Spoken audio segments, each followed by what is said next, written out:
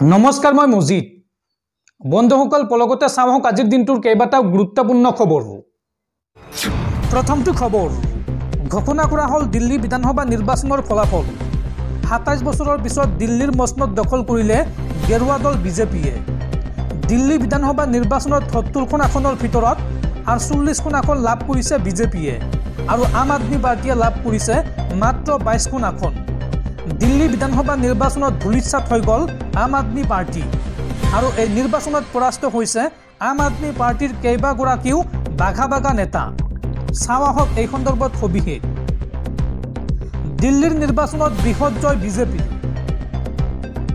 দিল্লী বিধানসভা নিৰ্বাচনৰ ৭০খন আসনৰ ভিতৰত ৪৮খনত জয়লাভ বিজেপিৰ আৰু আম আদমি পাৰ্টিয়ে লাভ কৰিছে মাত্ৰ ২২খন আসন ২৭ বছৰৰ পিছত শাসনলৈ আহিল গেৰুৱা দল বিজেপি দিল্লীৰ ৰণত পৰিছে এইবাৰ আম আদমি পাৰ্টিৰ বহু কেইগৰাকী বাঘা নেতা আপৰ মুৰব্বী অৰবিন্দ কেজৰিৱাল পৰাস্ত হৈছে এই নিৰ্বাচনত ৪ নং নতুন দিল্লী সমষ্টিত পৰাস্ত হ'ল অৰবিন্দ কেজৰিৱাল বিজেপি প্ৰাৰ্থী পাৰভেজ সিং সাহিব বৰ্মাৰ হাতত পৰাস্ত হৈছে অৰবিন্দ কেজৰিৱাল বিজেপি প্ৰাৰ্থী পাৰভেজ সিং সাহিব বৰ্মা ৪,০৮৯টা ভোটত জয়লাভ কৰিছে আৰু নিৰ্বাচনত পৰাস্ত হৈছে আপৰ শক্তিশালী নেতা মনীষ সিসোদিয়া জনকপুৰা সমষ্টিত বিজেপি প্ৰাৰ্থী তৰবিন সিঙৰ হাতত পৰাস্ত হৈছে দিল্লীৰ প্ৰাক্তন উপমুখ্যমন্ত্ৰী মনীষ সিসোদিয়া ৬৭৫টা ভোটত জয়লাভ কৰিছে বিজেপিৰ প্ৰাৰ্থীগৰাকী আৰু মালব্য নগৰত পৰাস্ত হৈছে আপৰ জ্যেষ্ঠ নেতা সোমনাথ ভাৰতী বিজেপিৰ সতীশ উপাধ্যায়ৰ হাতত পৰাস্ত হৈছে বিজেপিৰ নেতাগৰাকী বিজেপিৰ প্ৰাৰ্থী সতীশ উপাধ্যায় ২,১৩১টা ভোটৰ ব্যৱধানত জয়লাভ কৰিছে লগতে গ্ৰেটাৰ কৈলাশ সমষ্টিত আপ নেতা সৌৰভ ভৰদাস পৰাস্ত হৈছে আৰু এই সমষ্টিটোত ৩,১৮৮টা ভোটৰ ব্যৱধানত জয় হৈছে বিজেপিৰ প্ৰাৰ্থী শিখাৰত কালকাজি সমষ্টিত বিজেপি নেতা ৰমেশ বিধুৰী পৰাস্ত হৈছে বিধুৰীৰ বিৰুদ্ধে ৩,৫২১টা ভোটত জয়লাভ কৰিছে আপ নেত্ৰী তথা দিল্লীৰ মুখ্যমন্ত্ৰী আতিশী মাৰ্লেনাই আৰু সমষ্টিটোত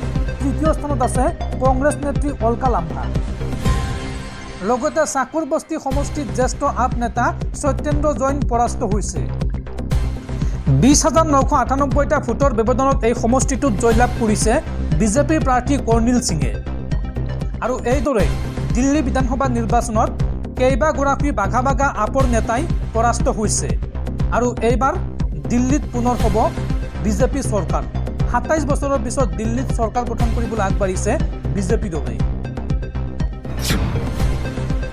পৰৱৰ্তী খবৰ ৰাজ্য চৰকাৰৰ বৃহৎ ঘোষণা এতিয়াৰ পৰা ৰাজ্যৰ প্ৰতিখন চৰকাৰী চিকিৎসালয়ত থাকিব লাগিব পৰ্যাপ্ত ঔষধ নাথাকিলে বিভাগীয় বিষয়াৰ ওপৰত ব্যৱস্থা ল'ব চৰকাৰে আৰু এই সন্দৰ্ভত স্বাস্থ্য বিভাগে মুকলি কৰিছে এটা বিশেষ নম্বৰ চিকিৎসকে লিখা ঔষধ চৰকাৰী হাস্পাতালত নাপালে এই নম্বৰটোত আপোনালোকে দিয়ক অভিযোগ এই প্ৰেছক্ৰিপশ্যনৰ ফটো মাৰি আপোনালোকে এই নম্বৰটোত পঠিয়াই দিয়ক তাৰ পিছত ব্যৱস্থা ল'ব চৰকাৰে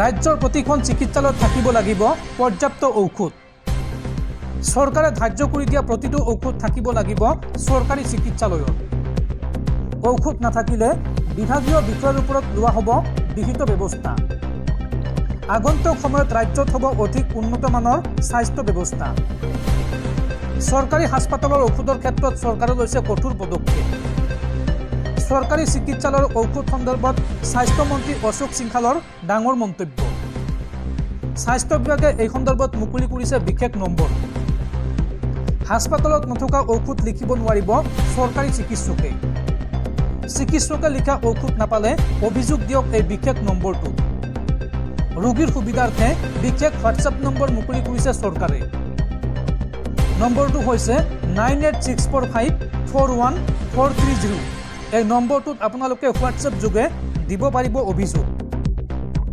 ৰোগীয়ে বাহিৰৰ পৰা ঔষধ কিনিব লগা হ'লে বিপদত পৰিব চিকিৎসক ব্যক্তিগত মুনাফাৰ বাবে চিকিৎসকে লিখিব নোৱাৰিব দামী ঔষধ চৰকাৰে মুকলি কৰা হোৱাটছআপ নম্বৰত দিব পাৰিব প্ৰেছক্ৰিপশ্যনৰ ফটো আৰু চৰকাৰী হাস্পাতালত ঔষধ নোপোৱাক লৈ চৰকাৰৰ এই ডাঙৰ সিদ্ধান্ত আপুনি ফটো মাৰি প্ৰেছক্ৰিপশ্যন দিয়াৰ পিছতে সেইগৰাকী চিকিৎসকৰ বিৰুদ্ধে কঠোৰ ব্যৱস্থা হাতত ল'ব অসম চৰকাৰে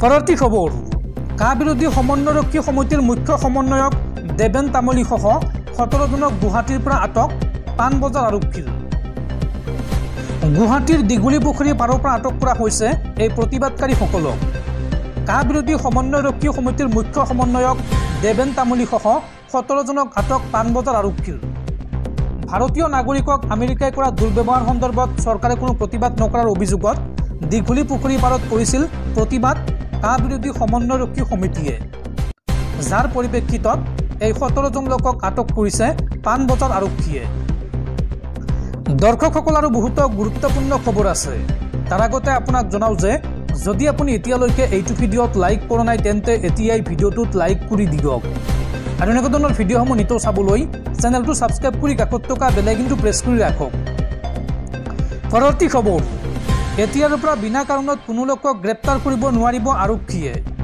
বিনা কাৰণত কোনো লোকক গ্ৰেপ্তাৰ কৰাটো অবৈধ আৰু এই সন্দৰ্ভত দেশৰ প্ৰতিখন ৰাজ্যৰ আৰক্ষীক ধমক দিলে দেশৰ সৰ্বোচ্চ ন্যায়ালয়ে নিয়ম নামানি আৰক্ষীয়ে গ্ৰেপ্তাৰ কৰা কাৰ্যক লৈ ক্ষুণ্ণ হৈ পৰিছে দেশৰ উচ্চতম ন্যায়ালয়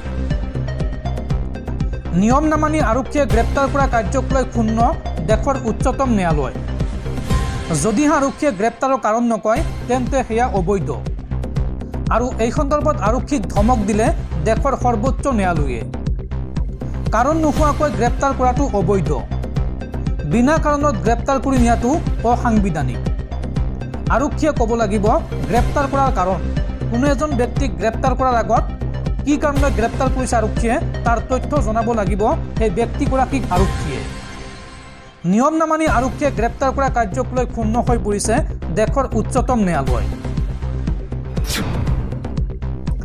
পৰৱৰ্তী খবৰ মাটিবাৰী কাম কাজক লৈ ৰাজ্যত আহি গ'ল ডাঙৰ খবৰ মিছন বসুন্ধৰাত মাটিবাৰী কাম কাজক লৈ ৰাজ্য চৰকাৰৰ বিপদ ঘোষণা মিছন বসুন্ধৰাত আবেদন কৰিবলৈ ৰাজ্যৰ 10টা জাতি জনগোষ্ঠীক নালাগে 3টা প্ৰজন্মৰ নথি চাওঁ আহক এই সন্দৰ্ভত সবিশেষ মাটিবাৰী কাম কাজক লৈ মিছন বসুন্ধৰাত আবেদনৰ বাবে ডাঙৰ খবৰ 3টা প্ৰজন্মৰ নিয়মত 10টাকৈ জাতি জনগোষ্ঠী লৈ বৃহৎ সকাহ চৰকাৰৰ মিছন বসুন্ধৰা 3.0 আবেদনৰ বাবে নালাগে 3 প্ৰজন্মৰ নথি কোনে কোনে দাখিল কৰিব নালাগে 3টা প্ৰজন্মৰ নথি চাওঁ আহক আহোম কোচ ৰাজবংশী মৰাণ মটক চুতীয়া অনুসূচিত জাতি জনজাতি আৰু চাহ জনগোষ্ঠী লগতে আদিবাসী আৰু গোৰ্খাৰ বাবে এই সুবিধা আগবঢ়াইছে ৰাজ্য চৰকাৰে এই সুবিধা গ্ৰহণ কৰিব বিচৰাসকলে কৰিব পাৰিব আবেদনৰ প্ৰক্ৰিয়া ইতিমধ্যে আৰম্ভ হৈছে ভূমিৰ অধিকাৰ নোহোৱা বহু লোক ভোগী আছিল নিৰাপত্তাহীনতাত যাৰ বাবে ৰাজ্য চৰকাৰে গ্ৰহণ কৰিছে এই বৃহৎ সিদ্ধান্ত উল্লেখযোগ্য যে নামঘৰ শিক্ষা প্ৰতিষ্ঠান আদিসমূহেও লাভ কৰিব ভূমিৰ অধিকাৰ ফেচবুক লাইভত মুখ্যমন্ত্ৰী হিমন্ত বিশ্ব শৰ্মাৰ এই বৃহৎ ঘোষণা পৰৱৰ্তী খবৰ বিদেশৰ কাৰাগাৰত বৰ্তমান বন্দী হৈ আছে 10,000 ভাৰতীয় নাগৰিক বিশ্বৰ কোনখন দেশত কিমান সংখ্যক ভাৰতীয় নাগৰিক বন্দী হৈ আছে তাৰ তথ্য প্ৰকাশ কৰিলে বিদেশ মন্ত্ৰালয়ে বিগত 15 বছৰত কিমানজন অবৈধ ভাৰতীয়ক আমেৰিকাৰ পৰা বিতাড়িত কৰা হৈছে সেই সন্দৰ্ভত বৃহস্পতিবাৰে সংসদত বৈদেশিক পৰিক্ৰমা মন্ত্ৰী এছ জয়শংকৰে তথ্য প্ৰদান কৰে বিদেশ মন্ত্ৰালয়ে শুকুৰবাৰে সংসদত বৰ্তমান কিমানজন ভাৰতীয় বিদেশী কাৰাগাৰত বন্দী হৈ আছে তাৰ তথ্য জনায় বিদেশৰ কাৰাগাৰসমূহত ক'ত কিমানজন ভাৰতীয় বন্দী হৈ আছে সেই সন্দৰ্ভত তথ্য দিবলৈ সংসদত বৈদেশিক পৰিক্ৰমা মন্ত্ৰালয়ক বিচৰা হৈছিল বৈদেশিক পৰিক্ৰমা ৰাজ্যিক মন্ত্ৰী কীৰ্তি বৰ্ধন সিঙে এই তথ্য লোকসভাত লিখিত ৰূপত প্ৰদান কৰে তেওঁ জনায় যে বিদেশৰ কাৰাগাৰসমূহত বৰ্তমান সময়ত মুঠ 10,152 জন ভাৰতীয় কয়দী আছে আৰু ইয়াৰ ভিতৰত বিচৰাধীন বন্দীও আছে বৈদেশিক পৰিক্ৰমা মন্ত্ৰালয়ে প্ৰদান কৰা তথ্য অনুসৰি বিশ্বৰ 86খন দেশত বিচাৰ চলি থকা আৰু শাস্তিপ্ৰাপ্ত ভাৰতীয়ৰ সংখ্যা 10,000ৰো অধিক এই ভাৰতীয়সকল কাৰাবন্দী হৈ থকা দেশসমূহ হ'ল ক্ৰমে সৌদি আৰব, কুৱেইট, সংযুক্ত আৰব আমিৰশ্বাহী, Qatar, Nepal, Pakistan, America, Sri Lanka, Spain, Russia, Israel, চীন, বাংলাদেশ আৰু আৰ্জেণ্টিনা। ভাৰতীয় বিদেশ মন্ত্ৰালয়ৰ তথ্য অনুসৰি সৌদি আৰবৰ কাৰাগাৰত বন্দী হৈ আছে ২,৬৩৩ জন ভাৰতীয়। সংযুক্ত আৰব আমিৰশ্বাহীত ২,৫১৮ লোক কাৰাবন্দী হৈ আছে। সেইদৰে নেপালত কাৰাবন্দী হৈ আছে ১,৩১৭ জন লোক। শ্ৰীলংকা আৰু পাকিস্তানত ক্ৰমে ২৬৪ জন আৰু ৯৮ জন লোক কাৰাবন্দী হৈ আছে। কাটাৰৰ কাৰাগাৰত কিমান ভাৰতীয় বন্দী হৈ আছে তাক লৈও প্ৰশ্ন উত্থাপন হয়। সেই সময়ত মন্ত্ৰালয়ে জনায় যে তাত ৬১১ জন ভাৰতীয় বন্দী আছে। ইয়াৰ উপৰিও উল্লেখ কৰা হয় যে বৈদেশিক পৰিক্ৰমা ৰাজ্যিক মন্ত্ৰীয়ে দাবী কৰা মতে কাটাৰ চৰকাৰৰ আইন অতি কঠোৰ আৰু তেওঁলোকে কয়দীসকলৰ কোনো তথ্য ভাগ বতৰা কৰিব নিবিচাৰে।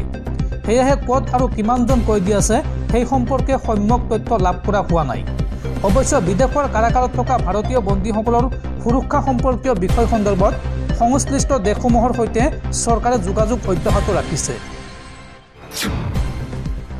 পৰৱৰ্তী খবৰ, দিল্লী বিধানসভা নিৰ্বাচনত আম আদমি পাৰ্টি পৰাস্ত হোৱাৰ পিছতে চিল কৰি দিয়া হ'ল দিল্লীৰ সচিবালয়। সচিবালয়ৰ পৰা ফাইল চুৰি হোৱাৰ শংকাত তলা লগালে সচিবালয়ত। চিল কৰা হ'ল দিল্লীৰ সচিবালয়। নিৰ্বাচনৰ ফলাফলৰ পাছতে চিল কৰা হৈছে দিল্লীৰ সচিবালয়। সচিবালয়ৰ পৰা ফাইল চুৰি হোৱাৰ শংকাত তলা লগালে সচিবালয়ত। কম্পিউটাৰ ফাইল চুৰি হোৱাৰ ভয় সাধাৰণ প্ৰশাসন বিভাগৰ। আপ পৰাস্ত হোৱাৰ পিছতে চিল কৰা হৈছে দিল্লীৰ সচিবালয়।